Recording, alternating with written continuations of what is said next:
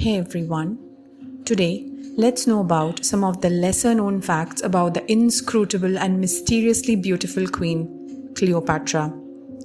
Let's start the video, but before that, I request you to subscribe to the channel and like this video so that I can bring more exciting ones like this.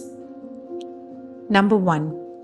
While Cleopatra was born in Egypt, she traced her family origins to Macedonian Greece.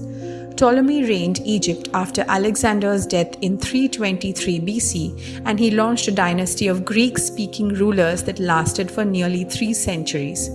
Despite not being ethnically Egyptian, Cleopatra embraced many of her country's ancient customs and was the first member of the Ptolemaic line to learn the Egyptian language. Number 2. Like many royal houses, members of the Ptolemaic dynasty often married within the family to preserve the purity of their bloodline. More than a dozen of Cleopatra's ancestors tied the knot with cousins or siblings, and it's likely that her own parents were brother and sister. In keeping with this custom, Cleopatra eventually married both of her adolescent brothers, each of whom served as her ceremonial spouse during her reign. Number 3. When their father died, Cleopatra and her younger brother Ptolemy VIII became co-rulers of Egypt. The joint reign did not sit well with either one of them, and they immediately began battling for supremacy. Julius Caesar and Roman forces sided with Cleopatra while Ptolemy VIII and his followers raised an army against them. Cleopatra's younger half-sister Arsinoe IV marshaled Egyptian forces to turn back the Roman advance.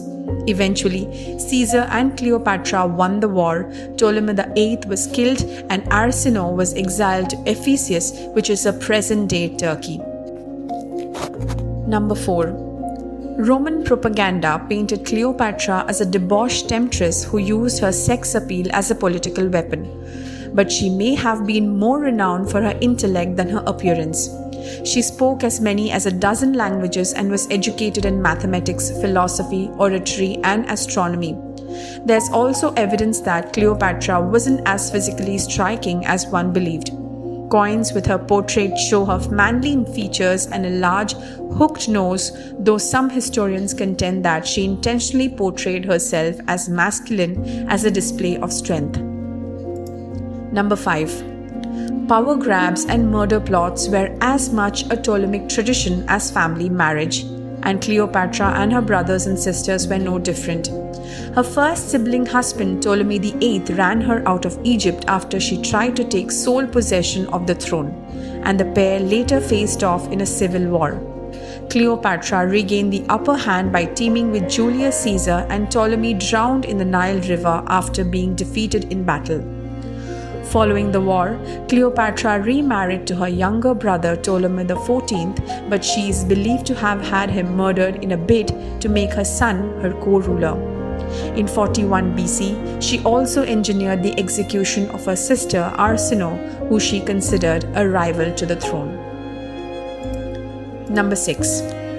Cleopatra believed herself to be a living goddess, and she often used clever stagecraft to woo potential allies and reinforces her divine status. A famous example of her flair to the dramatic came in 48 BC when Julius Caesar arrived in Alexandria during her feud with her brother Ptolemy VIII. Knowing Ptolemy's forces would thwart her attempts to meet with the Roman general, Cleopatra had herself wrapped in a carpet. Some sources say it was a linen sack and smuggled into his personal quarters. Caesar was dazzled by the sight of the young queen in her royal garb, and the two soon became allies and later turned to lovers. Number 7. Cleopatra playfully bet Anthony that she could send the astronomical amount on a meal.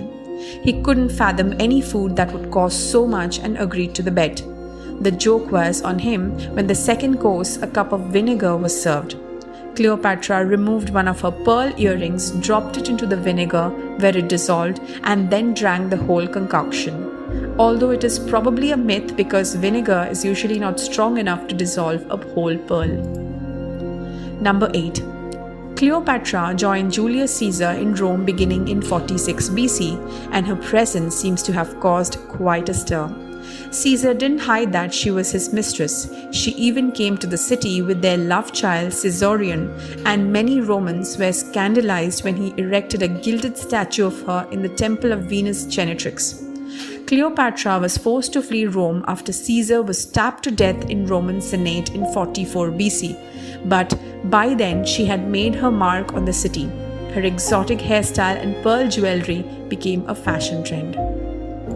Number 9. Cleopatra first began her legendary love affair with the Roman general Mark Antony in 41 BC. Their relationship had a political component. Cleopatra needed Antony to protect her crown and maintain Egypt's independence, while Antony needed access to Egypt's riches and resources. But they were also famously fond of each other's company.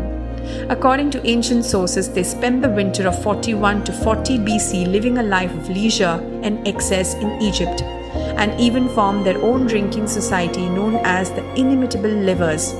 The group engaged in nightly feasts and wine binges, and its members occasionally took part in elaborate games and contests.